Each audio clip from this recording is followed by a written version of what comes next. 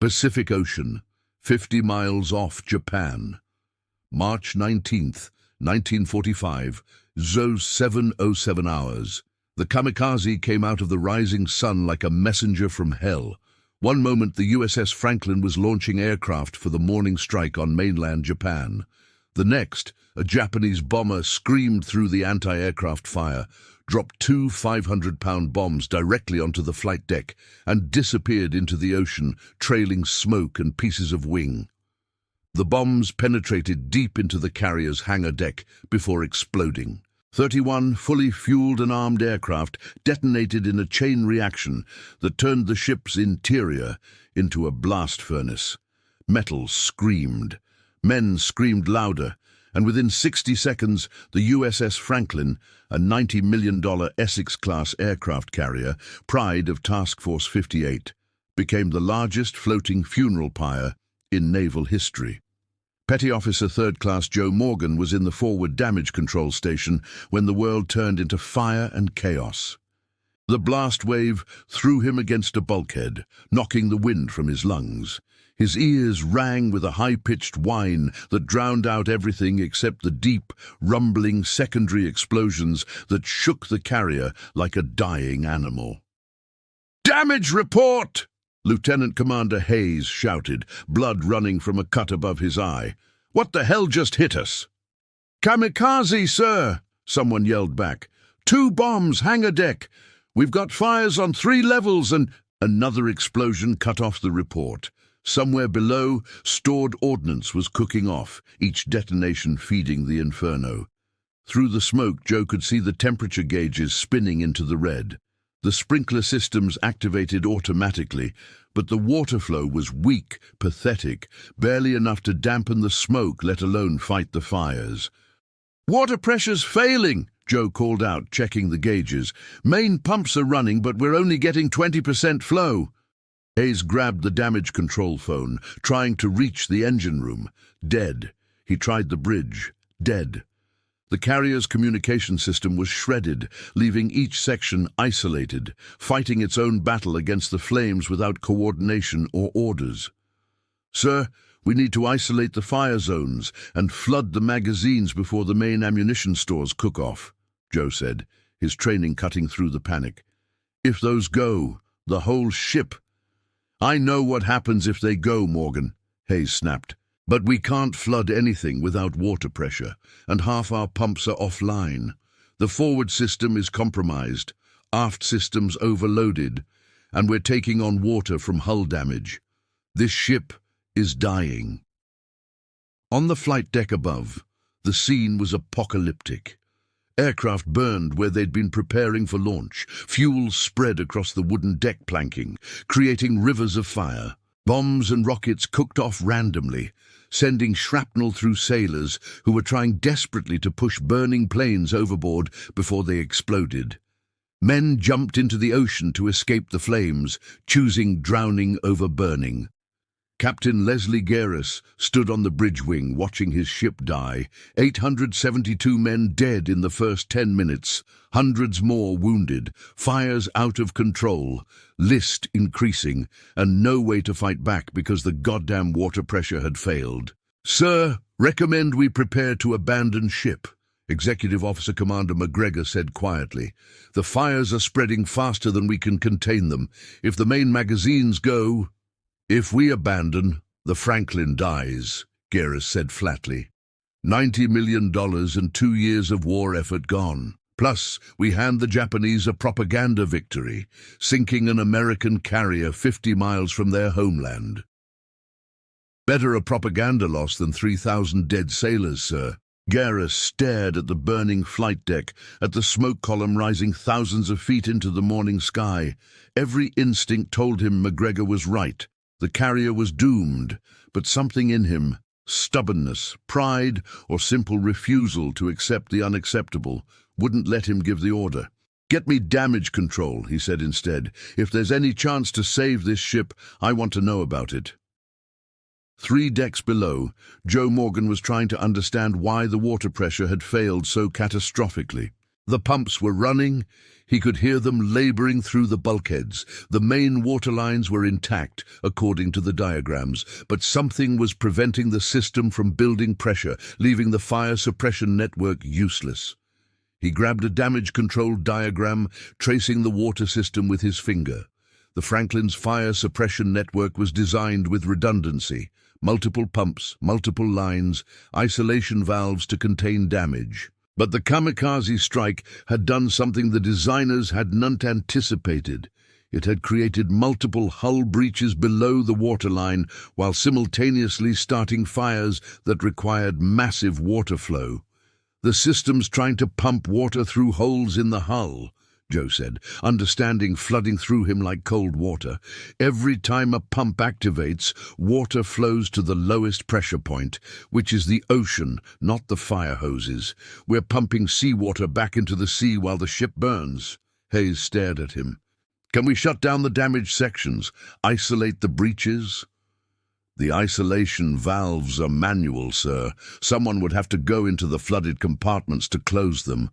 And even if we could, we'd be shutting down half our fire suppression capacity. So we're screwed.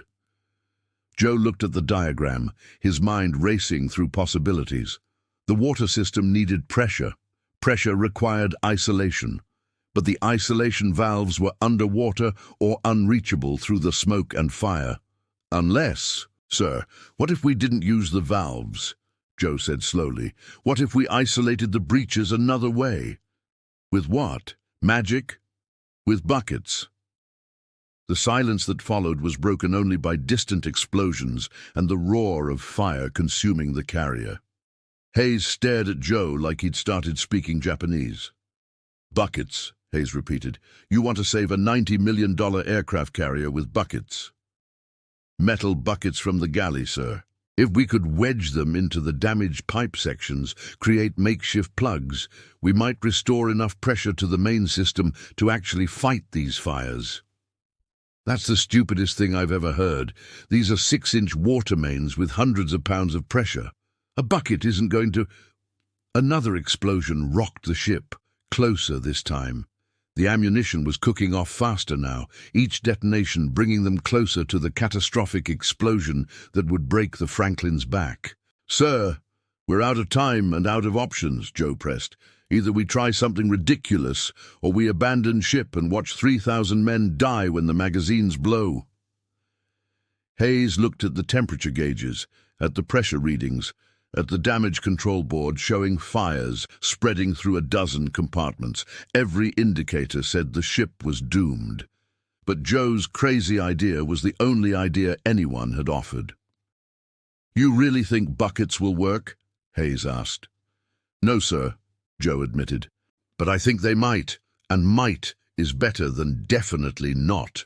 Hayes grabbed the phone to the bridge, got a miracle connection, and explained the plan to Captain Guerres. The response was predictable. Buckets? Commander, are you telling me one of your men wants to save my carrier with kitchen buckets? Yes, sir. It's insane. It probably won't work, but it's the only option we have that isn't abandoning ship. The line was silent for 10 seconds. 15? 20? Joe could imagine the captain weighing 3,000 lives against the absurdity of the proposed solution. Do it, Guerres finally said. And if it doesn't work, we abandon in 30 minutes. That gives your bucket sailor half an hour to perform a miracle. USS Franklin, forward damage control, 0745 hours. Joe Morgan assembled the most ridiculous salvage team in naval history. Himself, 2 damage controlmen named Kowalski and Chen, and a cook named Rodriguez, who knew where every metal bucket on the ship was stored. Their mission was simple in concept, suicidal in execution. Reach the flooded compartments where water mains were breached, stuff buckets into the damaged pipes, and hope the makeshift plugs held long enough to restore pressure to the fire suppression system. This is crazy, Morgan, Kowalski said, strapping on a breathing apparatus. Even if we reach the damaged sections, even if the buckets somehow seal the breaches, the pressure will blow them out the second we restore flow. Not if we reinforce them, Joe replied, loading his pack with metal buckets, rags, and wooden wedges. We stuff the buckets with cloth to create gaskets, wedge them in place with timber, and let the water pressure actually help seal them. The harder the water pushes, the tighter the seal. That's either genius or insanity. Probably both. Let's go. They descended into hell. The compartments below the hangar deck were a nightmare of smoke, steam, and rising water. Emergency lighting flickered and died, leaving them working by flashlight in near-total darkness. The temperature climbed toward 120 degrees. Water rose to their knees, then their waists, contaminated with fuel oil that made every surface slick and treacherous. "First breaches ahead," Chen called out, consulting a waterproof damage control map. "Forward water main, starboard side, section 12.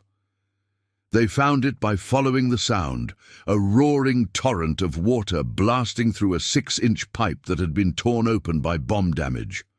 The stream was powerful enough to knock a man down, and it was dumping thousands of gallons per minute into the compartment instead of flowing to the fire suppression network.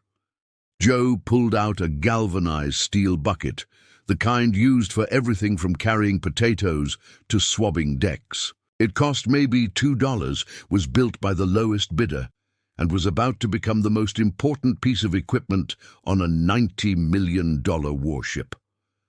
"Kowalski, wedge!" Joe shouted over the roar of water. Kowalski handed him a wooden wedge carved from a broken bunk frame. Joe stuffed rags into the bucket, creating a compressible gasket, then fought against the water pressure to position the bucket over the breach.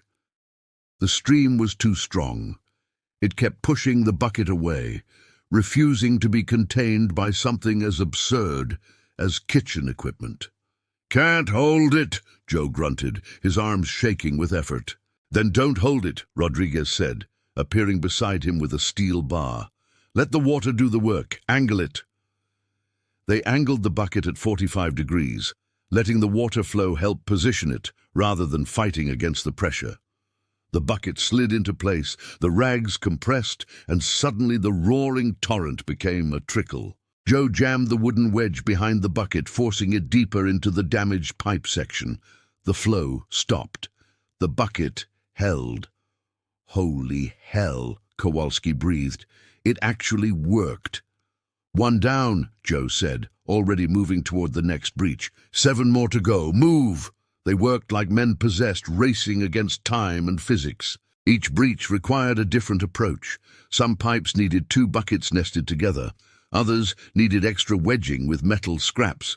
One particularly bad rupture required them to create a bucket and canvas patch that looked like something from a plumbing nightmare. But slowly, impossibly, the breaches were sealed. Above them, Lieutenant Commander Hayes watched the pressure gauges in Damage Control Central. They'd been reading 20% flow for 40 minutes. If Morgan's insane plan worked, those needles would start climbing. If it didn't, they'd stay in the red until the ammunition cooked off and killed everyone aboard. "Come on," Hayes muttered, staring at the gauges. "Come on, you crazy bastard!" The needles flickered, jumped, started climbing. 25%, 30, 40. "Pressure's rising." Hayes grabbed the phone to the bridge. "Captain, we're getting water pressure back, 50% and climbing." On the flight deck, fire teams that had been fighting flames with useless hoses suddenly felt them come alive with real pressure. Water arced across burning aircraft, actually knocking down flames instead of just creating steam. The temperature began to drop. The fires began to retreat. "Focus on the aft magazines," Geras ordered. "If we can flood those compartments before the ordnance cooks off, we might survive this." Below decks, Joe and his team reached the 8th and final breach, the worst one, a massive rupture where bomb fragments had shredded a main distribution line. Water blasted through a 12-inch section with enough force to strip paint from bulkheads. "We don't have enough buckets for this," Chen said, staring at the damage. "This needs a proper repair team and welding equipment we don't have." Joe looked at the breach, at his remaining supplies, at the timer counting down in his head toward catastrophic ammunition explosion. They were out of buckets, out of wedges, out of time. But they weren't out of ideas. "Rodriguez, your apron," Joe said. "Give it to me." "What?" "Your cook's apron. Heavy canvas, right? Give it here." Rodriguez stripped off his apron, and Joe grabbed all their remaining rags, stuffing them into the apron to create a massive, flexible plug. They positioned it over the breech, using steel bars as levers, fighting the water pressure, forcing the improvised patch into place. Chen grabbed a broken fire extinguisher and used it as a hammer, driving wedges around the apron's edges. The water flow decreased more, stopped completely. The apron held. "Pressure at 70%, Hayes reported from Damage Control Central. "Fire suppression system is back online. We're winning." On the flight deck, Captain Garris watched his crew push burning aircraft overboard, while fire teams finally had enough water pressure to fight back effectively. The flames were retreating, the smoke was clearing. His carrier, his dying, doomed carrier, was coming back to life. "Sir, damage control reports all fires contained within 30 minutes if water pressure holds," McGregor said, disbelief evident in his voice. "We're going to save the ship." "With buckets," Garris said, shaking his head. "We're saving a $90 million warship with kitchen buckets and a cook's apron." "Should I recommend the sailor for commendation, sir?" "Recommend him for whatever's higher than commendation, Commander. That man just performed the most ridiculous miracle in naval history." Below decks, Joe Morgan collapsed against a bulkhead, exhausted, soaked, covered in fuel oil, and his own blood from a dozen minor cuts. Around him, his makeshift repair team sat in the flooded compartment, surrounded by the absurd collection of buckets and rags and wedges that had saved 3,000 lives. "Think they'll believe us?" Chen asked. "When we tell people we saved a carrier with cooking buckets?" "Doesn't matter if they believe us," Joe replied. "Matters that it worked." Rodriguez examined one of the bucket seals, shaking his head in wonder. $2 bucket, $90 million ship. Who knew the cheaper equipment would be more important? "Anyone who's actually fought a war," Kowalski said. "The fancy stuff gets all the glory, but it's always the simple things that save your ass when everything goes wrong." The Franklin limped toward port, listing badly, trailing smoke, but alive. 872 dead, 700 wounded. But over 2,000 survivors who should have died when the ship exploded, saved because one sailor looked at a flooding water system and thought, "What if we used buckets?" The Navy would analyze the incident, study the damage, marvel at the survival. But they'd never quite understand how close it had been, how the difference between disaster and salvation had come down to kitchen equipment and desperate improvisation in flooded compartments, while fire consumed the world above. Joe stayed in that compartment for another hour, monitoring his repairs, making sure the buckets held. Each one was a small miracle of physics and desperation, proof that sometimes the simplest solutions were the best ones. That genius didn't require advanced degrees or expensive equipment, just practical knowledge, and the willingness to try something ridiculous when conventional wisdom had nothing to offer. Above him, the Franklin sailed on, a testament to American engineering. Below him, 8 $2 buckets held back the ocean, a testament to American ingenuity. And somewhere in the gap between those two truths lay the real story of how wars were won. Not by the weapons that cost millions, but by the ideas that cost nothing except the courage to believe they might work. USS Franklin, approaching Ulithi Atoll, March 21, 1945. The carrier limped across the Pacific like a wounded animal refusing to die.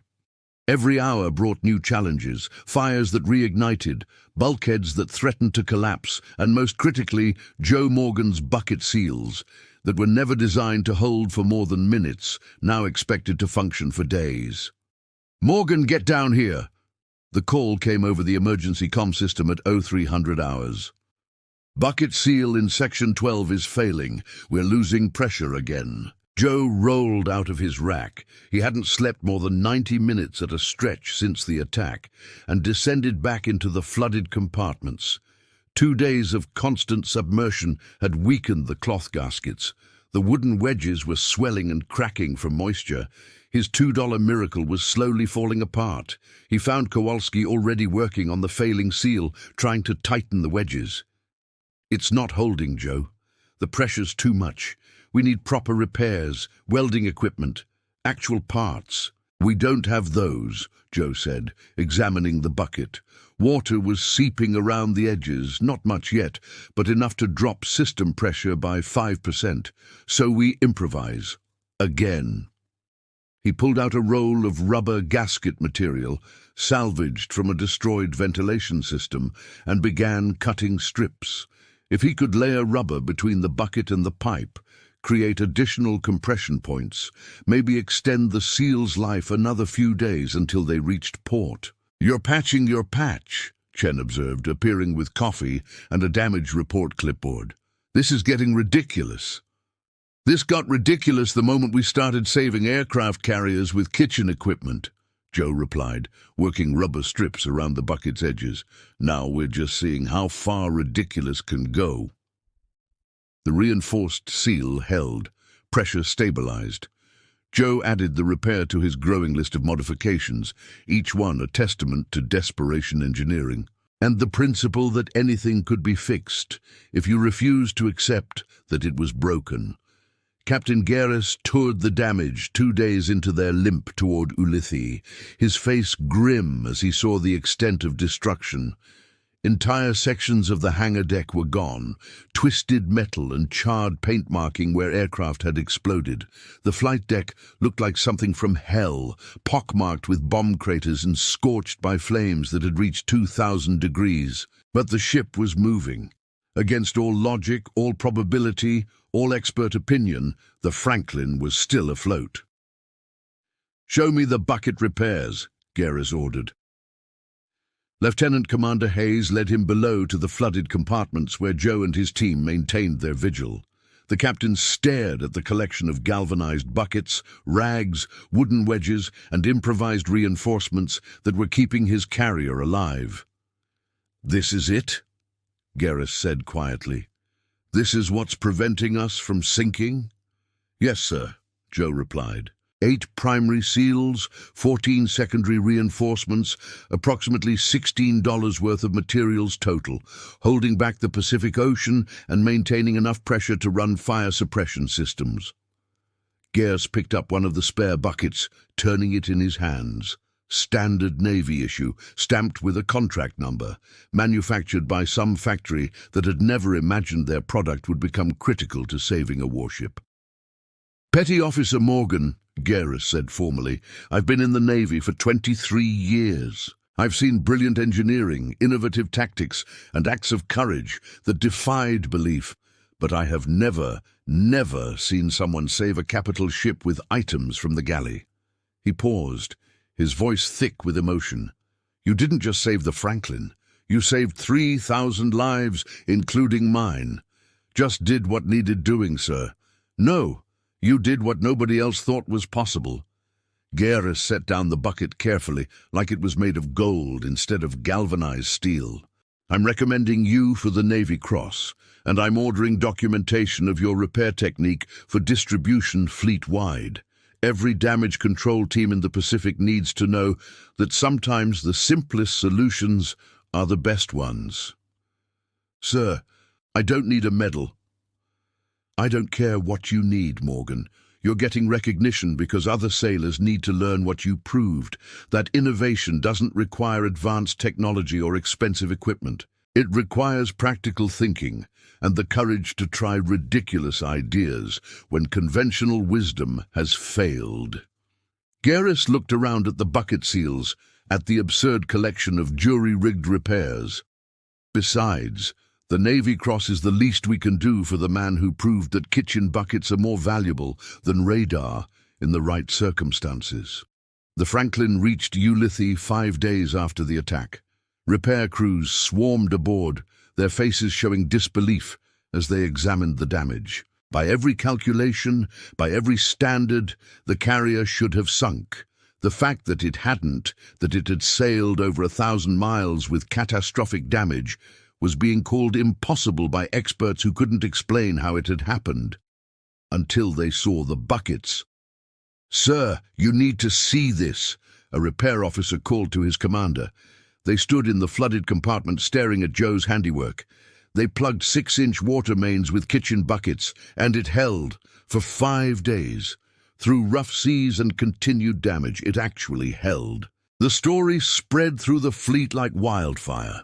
The carrier saved by cooking buckets, the $90 million ship rescued by $16 of improvisation.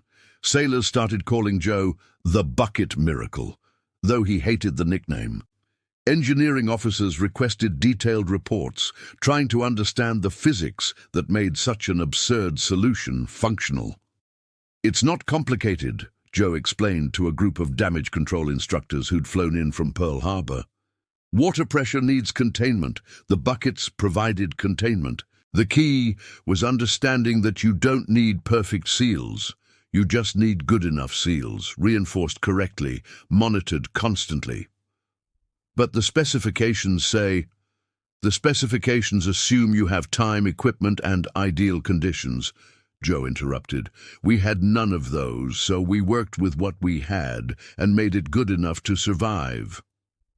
One of the instructors, a commander with engineering degrees from Annapolis, shook his head slowly. "They're going to teach this at the Naval Academy, the Franklin's bucket repairs.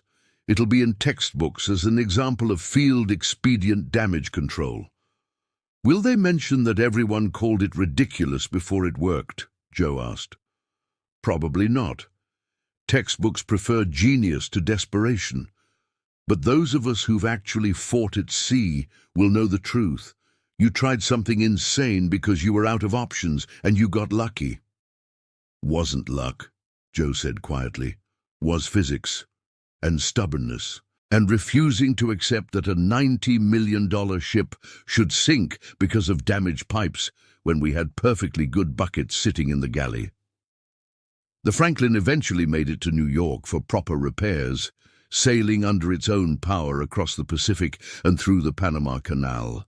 The journey took months and required constant attention to Joe's bucket seals, but the carrier survived, ultimately returning to service for the final months of the war. Joe received his Navy Cross in a ceremony attended by admirals and press photographers, standing uncomfortable in his dress uniform while citations were read about courage, innovation, and exceptional service. The medal was impressive. The recognition was humbling. But what Joe remembered most was Captain Garris's private words afterward. "The Navy will study what you did," Garris said. "They'll analyze it, systematize it, turn it into doctrine, but they'll miss the real lesson." "What's that, sir?" "That sometimes the most important thing a sailor can do is refuse to accept expert opinion when his gut tells him there's another way." Garris looked out at the repaired Franklin, floating proudly at the Brooklyn Navy Yard. "You saw a problem everyone else called unsolvable. You proposed a solution everyone else called impossible, and you were right when all the experts were wrong. That's worth more than any medal." Naval Damage Control School, Great Lakes, Illinois, 1982. The instructor held up a galvanized steel bucket, the kind that could be found at any hardware store for a few dollars. The classroom of young sailors looked at it with polite confusion, wondering why their damage control course was starting with kitchen equipment. "This bucket," the instructor began, "saved a $90 million aircraft carrier and 3,000 lives during World War II. Who can tell me how?" Silence. The sailors exchanged glances, assuming this was some kind of trick question. "I'll tell you how," the instructor continued. "March 1945, USS Franklin, hit by kamikaze attack, catastrophic damage, water system compromised, ship dying." And one petty officer, Joe Morgan, looked at the flooding compartments and damaged pipes and thought, what if we used buckets? He proceeded to tell the story, showing photographs of the Franklin burning, diagrams of the bucket seals, documentation of the repairs that shouldn't have worked but did. The sailors listened with growing amazement. "The lesson here isn't about buckets," the instructor said. "It's about thinking beyond the manual. Your training gives you procedures, protocols, standard responses to standard problems. But combat isn't standard. Ships don't sink according to procedure. And sometimes the solution to an impossible problem is something so simple, so ridiculous, that nobody considers it until someone desperate enough tries." A young sailor raised his hand. "Sir, do we actually carry buckets in our damage control kits now?" "We do, along with a list of approved improvised repair techniques developed by Morgan and refined over 40 years. But more importantly, we teach you to think like Morgan thought, to look at what you have, not what you wish you had, and figure out how to make it work." The instructor set down the bucket, its metal surface catching fluorescent light. "This isn't just Navy history. It's a lesson about innovation under pressure. Morgan didn't have time for proper repairs, didn't have the right equipment, didn't have expert approval. What he had was a problem, some buckets, and the willingness to try something everyone else called stupid. And it worked," another sailor said. "It worked. The Franklin survived. Morgan got a Navy Cross. And now every damage control team in the fleet knows that sometimes a $2 bucket is more valuable than a $1 million system because the bucket's there when you need it, and you're creative enough to make it solve problems it was never designed for." After class, the instructor, now a grey-haired chief with 30 years of service, returned to his office. On his desk sat a small galvanized bucket, polished to a shine, with a plaque reading, "USS Franklin, March 1945, when simple solutions save lives." He'd met Joe Morgan once, in 1979, at a Navy reunion. The man had been in his 60s then, retired from a career that had taken him from that desperate day on the Franklin through 20 more years of naval service. They'd talked about the bucket repairs, about how the story had grown and changed over the decades, becoming legend. "Do they teach it right?" Morgan had asked. "Do they understand it wasn't about the buckets? It was about refusing to give up?" "Some do," the chief had answered honestly. "Some just think it's a cool story about improvisation. But the ones who really get it, the ones who'll face their own impossible situations someday, they understand. You showed them that acceptable solutions beat perfect solutions when perfect isn't available. And that anyone can have a good idea," Morgan had added. "Doesn't matter your rank or your training, just matters whether you're willing to try it when everyone says it won't work." Now sitting in his office at the Damage Control School, the chief picked up that commemorative bucket, feeling its weight. How many lives had Morgan's idea saved? Not just the 3,000 on the Franklin, but all the sailors in the decades since who'd learned to think creatively about damage control, to improvise solutions with available materials, to refuse to accept that problems were unsolvable. The Franklin's bucket repairs had become legend, but legend sometimes obscured truth. The truth was simpler and more powerful. One sailor had looked at a dying ship and refused to let it die, had seen a problem everyone else called impossible, and thought, what if we tried something ridiculous? And in that moment of desperate creativity, in that willingness to propose absurd solutions to impossible problems, Joe Morgan had saved more than a carrier. He'd saved the idea that innovation belonged to everyone, that expertise wasn't the same as creativity, and that sometimes the most valuable thing a sailor could do was trust his own judgment over conventional wisdom.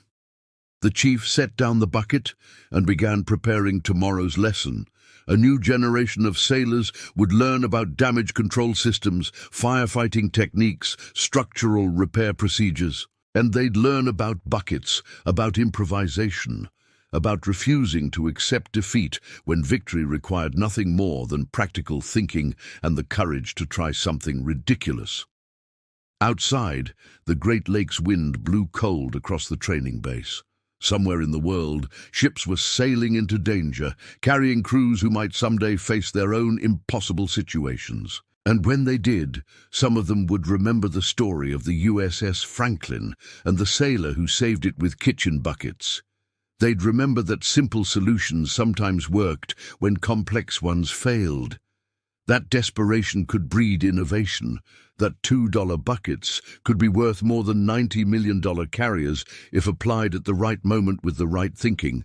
And maybe, just maybe, they'd face their own burning ships and flooded compartments with the same stubborn creativity that Joe Morgan had shown on that terrible morning in 1945 when a kamikaze attack tried to kill 3,000 men, and one sailor said, "Not today, not if I can help it, not if buckets and physics and sheer determination have anything to say about it." The Franklin had sailed on. Joe Morgan had lived a full life. The Navy had learned its lesson. And in damage control schools across America, instructors still held up galvanized buckets and told the story of the most ridiculous repair in naval history, the one that worked when nothing else could, proving that sometimes genius looked absurd, right until the moment it saved everyone's lives. The bucket on the chief's desk gleamed in the afternoon light, a memorial to improvisation, a testament to creativity, and a reminder that in war, as in life, the simplest answer was often the best one, especially when nobody else believed it could possibly work.